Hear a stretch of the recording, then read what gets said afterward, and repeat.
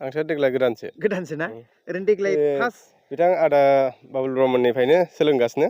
नोंथांमोननि गुरुआ बे बाबुल ब्रह्म बिथांमोननि। खुलुमबाय गासैखौबो आंनि चेनेलाव बरायबाय। बे समाव नोंथांमोननो मोनसे आबाद फोथार, समायना आबाद फोथार आरो गुवार आबाद फोथार दिन्थिनो नागिरदों। थारैनो जोङो आबादजों थांना थानाय सुबुं आरो जों आबादनि गेजेरजों रां खामायो, आबादनि गेजेरजों जिउ थांना थानायाव आदार खालामनानै जायो। दा बेफोरबायदिनो जोंनो ओंखाम जानायजों लोगोसे गोबां जोंनो ओंखामजों लोगोसे ओंख्रि भाजि गोबां रोखोमनि मैगंफोरजों जोङो बोथिसे ओंखाम जानानै गोजोननाय लायो। थिग बेबायदिनो मोनसे मैगं बागानाव आं दंफैयो, जाय मैगङा जाहैबाय बिलाहिनिफ्राय लानानै कबि, फुलकबि, फ्रेसबिन, बान्दा कबि, बेबायदिनो गोबां रोखोमनि मैगं बागानाव हाबफैदों। थारैनो बे मैगं बागाना बहा आरो मा जायगायाव, थारैनो सोरगिदिं बे समायना बिलाहि टमेट' बिफांनि सोरगिदिं थासारि, बेखौ केमेरा पार्सन बिथांखौ दिन्थिनो थाखाय खावलायबाय। सोरगिदिं केमेराखौ फिदिंनानै थारैनो बे जाबाय समायना मैगं बागान आरो बेसेबांबा फैलाव फोथाराव। दा बेखिनियाव नोंथांमोननो नैबे जायगाखौ आं खोन्थानो नागिरदों। थारैनो केमेरा पार्सनखौ बै नुहुरनाय थिलाला हाजोखौ दिन्थिनो थाखाय खावलायबाय।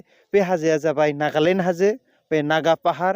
बेनो जोंनि नैबे मैगं बागाना नागालेण्डआवनो गोलैयो, नागालेण्डनिनो हा बियो।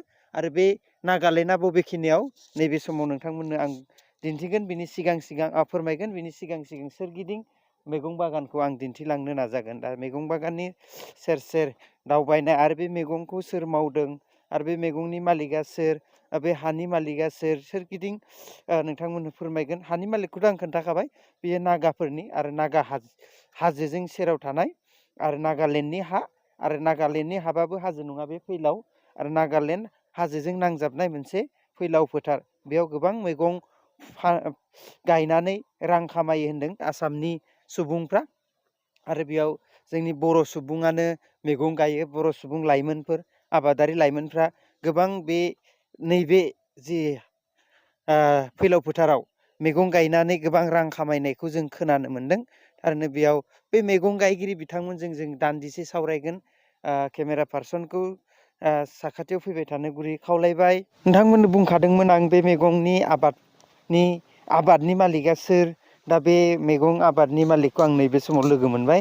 गिबियावनो अरुण ब्रह्म चेनेलाव बरायबाय। औ, गोजोन्थों। नोंथांनि मुंखौ फोरमायनो थाखाय खावलायबाय। आंनि मुङा बाबुल चन्द्र ब्रह्म। बाबुल चन्द्र ब्रह्म। नैबे फोथारा नागानि होन्दों नामा? औ, नागानि। ओमफ्राय मैगङा आबादाल' नोंथांमोननि ना? बेसेसो बिगा? बेयाव 12 बिगा दं। 12 बिगा। बेयो नों हारसिं मावदोंना गुबुनबो? लोगो सासे मावफादों, आंजों गैया, बिसोर आलादा मावदों बेखौ। माने गावबा गावनि आरो। ओरैनो मा मैगंखौ बांसिन गायो बेयाव? बान्दा कबि, ब्रकलि, ओमफ्राय फान्थाव बिलाथि। फान्थाव बिलाथि। बेसे बोसोरनिफ्राय गायदों? गेजेर ससे आं नागारबायमोन। आं 2004निफ्राय स्टार्ट खालामदोंमोन। 2004निफ्रायनो गायजेनदोंमोन आरो, ओमफ्राय गेजेर ससेयाव दोनथ'दोंमोन। ओमफ्राय मा मैगङा बांसिन मोजां जायो बेयाव? फान्थाव बिलाथि मोजां जायो। फान्थाव बिलाथि। फान्थाव बायदिसिना मोजां जाजोबो। नोंथाङा मा मावदों नोंथाङा देग्लाय? देग्लाय बान्दा कबि ओमफ्राय फान्थाव बिलाथि। बान्दा कबि आरो फान्थाव बिलाथि। बान्दा कबि सिजोनाथ' थांबाय, बेसेसो बुरजा गायदोंमोन? आं 1.5 बिगासो गायदोंमोन। 1.5 बिगासो। इनकाम बेसेसो जादों बेयाव? इनकाम 1,30,000 एसे एभब जादों। 1,30,000। ओमफ्राय खरसा बेसेसो जानायमोन? खरसा 25-30 बिदि जागोन। बारा खरसा गैया माथो? बारा खरसा गैया। बान्दा कबियाव बारा खरसा गैयाना? बेसे दिननि उनाव बे बान्दा कबिखौ फाननो हायो? 60 दिन नाङो। 60 दिन, माने 2 माह। 2 माह। ओमफ्राय बिलाहिया? बिलाहिया बे गोलोम बोथोराव एसे थाब जायो, दा गोजां बोथोराव एसे गोबाव नांगौ, 3 मास नांहैयो। 3 मास नाङोना? 3 मासनि गेजेराव फानजायो आरो ना? ओरैनो दा थायबाय नामा? औ, फाननो जासिगोन, दा मोनहांदों आरो। मोनहांदों ना? ओरैनो दा बेसे सोलिदों? दा हलसेला 28-30। 28-30। औ, हलसेल। बिगासे हायाव बेसेसो बिलाहि बिफां गायजायो? 2400-2500 बिदि। 2400-2500 फुलि? ओरैनो बेसेसो इनकाम जायो बेयाव? ओरैनो जुदि 10 थाखायै फाननो मोनब्लाबो 20 थाखायै फाननो मोनब्लाबो बे 2 लाखसो जायो आरो फार्स्ट बिगासेयाव 2 लाखसो जायो आरो 1.5 लाख 2 लाख आरो दा 20 थाखायाव फानबाथ' एसे बांसिन मोनो आरो बे माने दामनि सायाव आरो 1.5 लाख 2 लाखा बिगासेयाव मोनखागोन आरो मोनखागोन मोजां जुदि सिजन जायोबा ना खुनु माबा प्रब्लेम गैया ओरैनो बिलाहिखौ मोनबेसे सिजन गायो सिजन मोननै गायजायो सिजन मोननै ना फार्स्ट टाइम बे जेनेबा आगोल मावनाय बे फार्स्ट स्टेज बेयो फार्स्ट स्टेज मोननै गायजायो आरो ना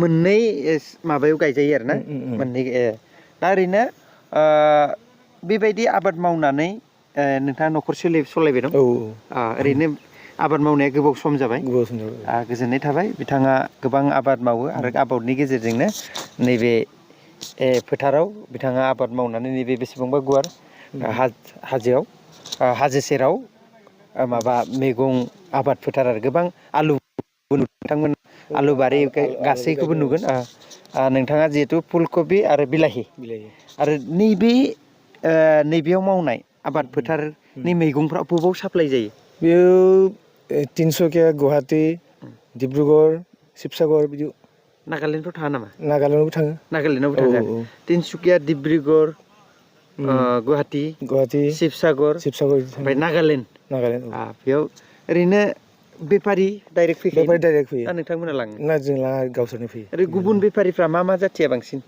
साप्लाय आसामिस ओमफ्राय आसामिस दं ओमफ्राय मुस्लिम आसामिस मुस्लिम जोंनि बर'फ्रा गैया जोंनि बर'फ्रा गैया आरोना जोंनि बर'फ्रा जिखुनु बारियाव आबाद मावो आरो खिन्थु बेबायदि माने बेफार खालामा आरो साप्लाय आरोबा बेयो बायखांनानै फानहैनाय बिदि रिटेलार होनगोन नामा बेखौ बिसोरो हलसेल लाङो थांनानै हलसेल होयो बिसोर डाइरेक्ट आरो ना माने बिनिफ्राय कमिसन जानानै डाइरेक्ट हैबाय बे डाइरेक्ट आरो खिन्थु बिसोर जनानै फानहैग्रा नङा बागाननिफ्राय बोखांनानै डाइरेक्ट बिसोरो रिटेलारनो हैगोन आरो ना फिसा दखानफोरनो गोजोननाय थाबाय आरोनो बेबायदि मैगंखौ गायनानै रां खामायो दानि जोंनि बर' सेंग्राफ्राबो हयथ' बेबायदि आबाद मावनांगौ दा बर'फ्राबो बा नोंथांमोननि बे ओनसोलाव बारा बेबायदि गुवार खेथि नुनाय मोना ओरैनो बर'फोरनि एरियायाव आं मैगं खेथिखौ नुवाखै गैयाना बारा नुवाखै बिदि गुवारै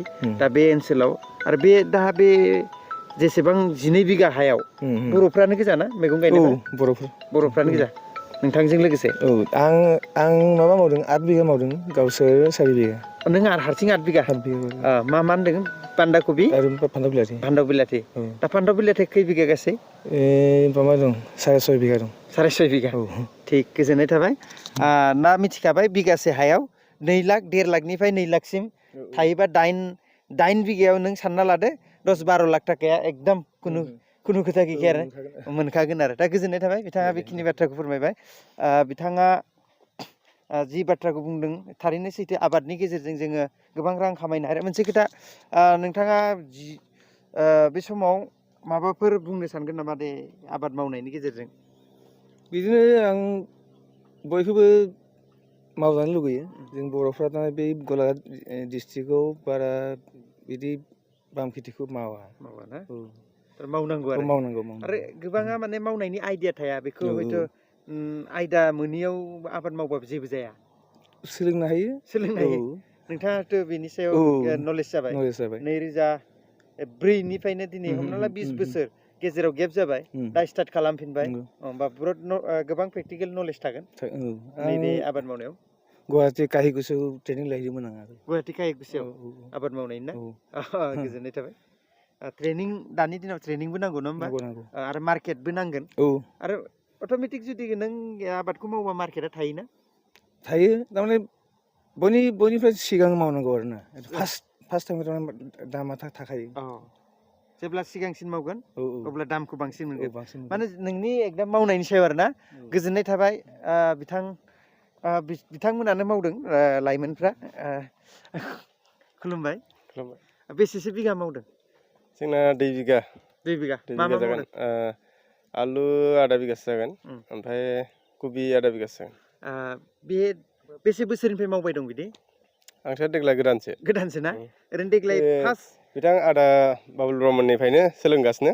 नोंथांमोननि गुरुआ बे बाबुल ब्रह्म बिथांमोननि गुरु। ओमफ्राय ओरैनो फार्स्ट मावनानै माबायदि मोनदों ओरैनो दा माबायदि गोसोआव नांदों देग्लाय आबाद मावजेननानै? मोजाङानो बिदिनो माने मोनसे माने बेस्थ' थाबाय थानाय जायो आरो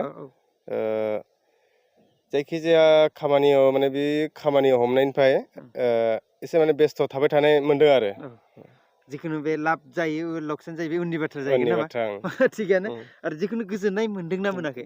गोजोननायथ' मोनदों जेनेबा। गोजोननाय मोनदों।